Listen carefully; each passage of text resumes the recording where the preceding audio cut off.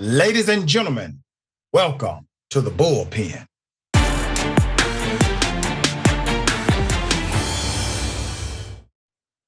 He's back, David Grasso, who is the Always great to be CEO. here, Doc. Yep, CEO of Bold TV. Good to have you, man. So we're going to talk about the Donald Trump deportation dynamic, which ironically is not that abnormal. He said things like this before, but there's an exacting precision to how they will implement. There's a focus here that has never been, meaning this is likely more than just rhetoric. So I don't want to presume what you know or believe about some of these proclamations that have come out, but I would like to get your sentiment on them, and we can then debate the issue if we have disagreement. Yeah, so immigration is always a touchy issue, right? Because immigration is one of those few issues that affects American society permanently. Also, most of us, a lot of us anyway, descend from immigrants. My mom is a refugee and my dad is the grandson of Italian immigrants. So policy literally affects the people who live next door to us. I think high level, we have to figure out what's going on economically in the United States and across the developed world. Birth rates are dropping. As we know, many of our friends don't have kids. And if they do, they might have one. And that's not enough to sustain a growing retired population. The Trump administration during its last 4 years had a very restrictive immigration policy, whether it was accidental or on purpose, because a lot of things, ended up being struck down by the courts. So a lot of these proposals, let's start off with that, Doc, won't work because of something called the courts. A lot of them are probably not legal. Second, we need a certain level of immigration because our birth rate isn't high enough. And third, we live in an era where inflation is a problem. So if we don't have a growing population, we will continue to have inflation. Immigration keeps down the cost of goods and services because it reduces labor costs. Okay. And lastly, another important point to consider is that really fundamentally, we do have a problem. Our immigration system is broken, and I think that's bipartisan. But what we really need to focus on is, number one, figuring out what's going on at the border, and number two, figuring out what to do with the more than 10 million people who live here, with undocumented. They don't have legal status in this country. All right, so let me make some proposals to you. We say 10 million people are here undocumented, and culture says the number is over 20 million. The truth is, everybody is lying. Nobody actually knows the true number of undocumented individuals inside of the United States. We do know this. We know that overall, the workforce of immigrants and undocumented immigrants provide more revenue to the United States government than they could ever take away. So yes, you can't make an economic argument here. We also understand that based on comparative demographics, undocumented workers commit less crime than any other demographic in the United States of America, comparatively speaking. Once again, so you cannot make the argument successfully with people that understand the numbers. You can trick them and say it, but it doesn't mean it's true. So here's one particular policy proposal if Trump gets back into office. And they floated this idea a long time ago. It's called birthright citizenship. Now, this is a very simple concept. If you're born in America, you're an American citizen. That's it. 14th Amendment provides that opportunity. It was really created because there was a big debate many, many years ago if Black people could ever be citizens in America, because our lineage would trace back, according to them, from Africa. And because of that lineage, we could never be citizens. Well, the 14th Amendment said, we're going to make sure anybody who's born on American soil can have the citizenship applied at that point, regardless of lineage prior. They're going to overturn birthright citizenship somehow. And according to the person on the inside, basically the way the administration is going to do this is sidestep the law by ordering federal agencies not to issue documents like a Social Security card or passport to children of non-citizens, according to them. And then the policy, obviously unconstitutional, according to the current ruling of the Supreme Court. Trump's entourage hopes to have it in place prior to the eventual Supreme Court ruling, simply meaning that within the time frame it takes for the Supreme Court to make a ruling on this and say, hey, listen, what you're doing is illegal, they would have done the damage they wanted to do. Now, this is the administration, possible new administration, blatantly saying we are going to break the law intentionally, understanding that the Supreme Court has to get around to telling us, no, that's wrong. What are your thoughts about that? I don't think it's a good plan. I think I understand the frustration with our immigration system. Naturalizing my husband has been a horrible process, and I think that we can all agree that we have a problem. Purposefully going and supporting unconstitutional measures is not appropriate for any administration. In fact, conservatives typically have a huge problem with liberal administrations doing that. Yeah. So, just because one side does it doesn't mean that the other side should do it either. I really think we have to admit that we should prioritize dealing with the population who has already been here for many years, has been paying taxes, and people like dreamers, their families, and other people who have significantly contributed to our labor force.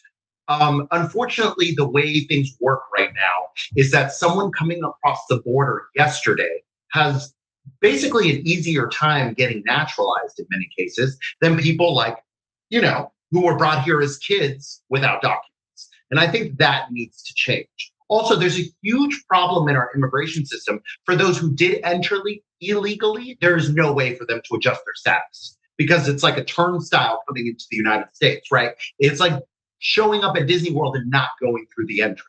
You have to have a legal entry. And that is a huge problem for the 10+ million people we have here. So I think there is room for bipartisan agreement instead of just this obstructionism, which doesn't benefit anyone.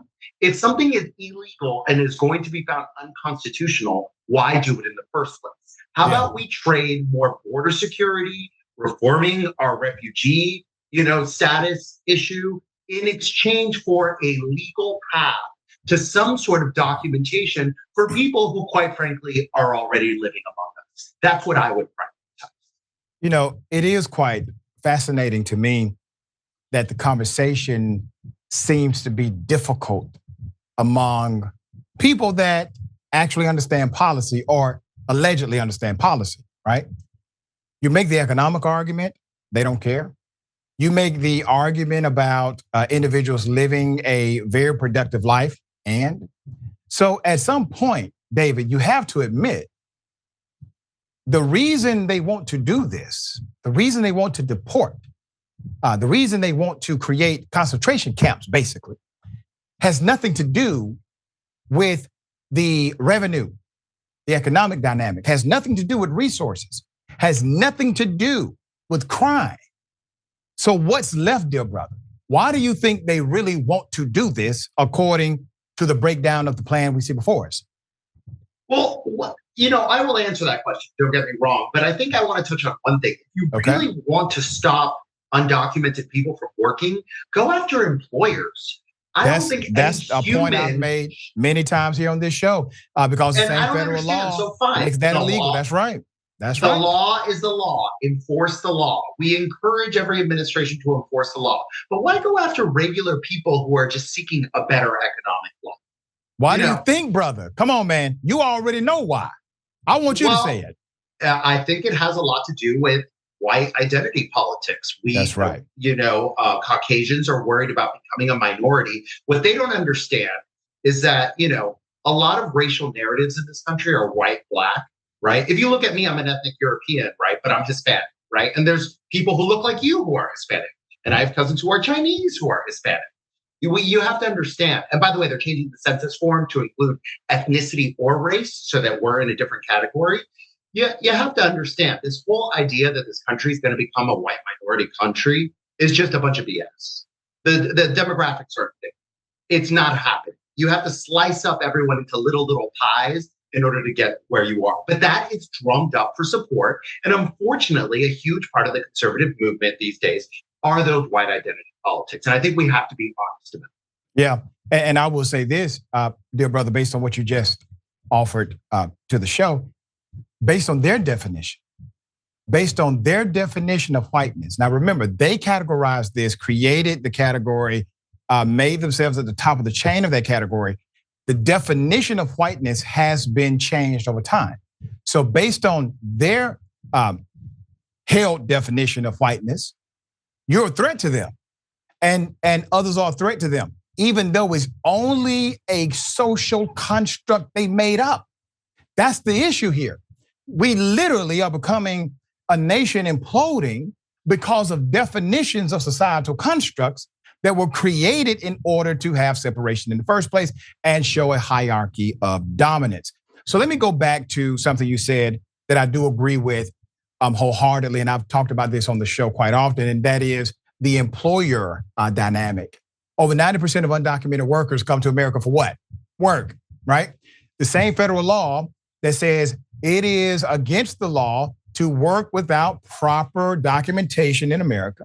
That same federal law, the subsidiary, says, and it's illegal to what? Hire them. But you never see the HR director, the job recruiter, the CEO, the COO, they are never arrested at the warehouse or wherever they go to do a 600 people being arrested. There's a helicopter in the sky from the local news team. So obviously this was planned, but you never see the people who are in leadership who provide the opportunity, who are the catalyst to the issue. They're not even talked about in the political circles. They're not talked about in the policy dynamics. Because you're missing a step there. Okay. These people work for third-party companies, and it's a huge business. Okay, so in my office building, the people who clean are they're hired by a third party, so that a name that's in the stock market doesn't have to employ undocumented people. Right. And farm work is a lot of that. I believe there's been a lot of documentaries about, the effect of Mexican labor on our agriculture system. Yeah. Yeah. So, without those people working hard, we literally wouldn't have salad. So I think we have to be honest about things. And I think the extremism in this argument where, we go from open borders to concentration camps is wildly damaging to everybody. We need to have an honest conversation about the incentives that we're creating for undocumented migration. Think about my mom's home country. Almost 5% of the population of Cuba has left in the past 3 years. So you can imagine it's a mass exodus, right? And of course, we have a fast track towards documentation because of our involvement in politics. And I would recommend other ethnic groups are as involved in politics as Cubans are because it's been very successful. But the bottom line is we have to examine our system and listen to conservatives when they talk about moral hazard. But at the same time, we have to listen to liberals when they say, hey, why are we persecuting people? Go after employers. And also, these people have been here in many cases 20, 30, 40 years. What, they're paying taxes and suddenly we're going to evict them now? That's not fair. That's not economically smart. And considering our birth rate, that is logistically not very wise. And let me say this, dear brother. And you could go back through our archives. You can find it on YouTube, on Indisputable. We covered a story here. It was a fascinating story. A person who was an ICE agent. This man literally worked for customs. His job was to deport people back to their homeland. Come to find out, he was always undocumented himself. I've read about that. Remember that? Yeah. It's a good story, yeah. It's a hell of a story. Did they say, you know what, you have dedicated decades to this agency. You have been a remarkable friend of this agency and this country. We are going to work things out for you. Hell no, they fired him, detained him, okay? And he had to fight and claw just to remain in the United States of America after that kind of service. When I saw that, brother, I said, there is no hope for anyone to make a good faith argument to anybody inside of this government under that kind of hierarchy and ridiculous draconian leadership. Do you not agree? And what's really interesting is here in the United States, anyone who is anti-immigrant, it's very bizarre to me because most of us, some of us were brought here involuntarily, of course, but most of us, somebody somewhere chose to come here. And back then, there were no borders. mixed. And yes, when my dad's family from Sicily showed up, they were not white. They had to join the Italian mafia in Chicago in order to survive. So we are forgetting our own history. And when we see those personalities on those channels that are of Irish, Italian descent, it makes my blood boil because a century ago, we were treated poorly. We were not considered white. This rotating cast of who we have to bully next. And my big concern for Hispanics is that because we've become part of the majority now, or absorbed into general American culture, that we're going to do the same to newer immigrants from Asia or from Africa, et cetera. Because this seems to be like the circle of bullying that every society does. Yeah. And I think we have to stop somewhere. We have to understand that this is a melting pot. It's not an ethno-state. This is based on an idea. And also, we're just simply not having enough children. So whether you like it or not, we need people to support our retirement system. If you are a baby boomer and you are looking to depend on Social Security and Medicare, you should be pro-smart immigration. Here's the bottom line. Anytime you start to adopt the narrative of your historic oppressor, it is time for you to look in the mirror, period. Dear brother, it is always a pleasure having you on the program. We'll have you back very soon. Thank you. Great conversation. Thanks, Doc. Yep, tell people how they can follow you. Check out your work. Yeah. Thanks. So I'm at Grasso Roots, GRASSO ROTS. I do videos on Instagram. Follow me. All right. Thank you, my friend.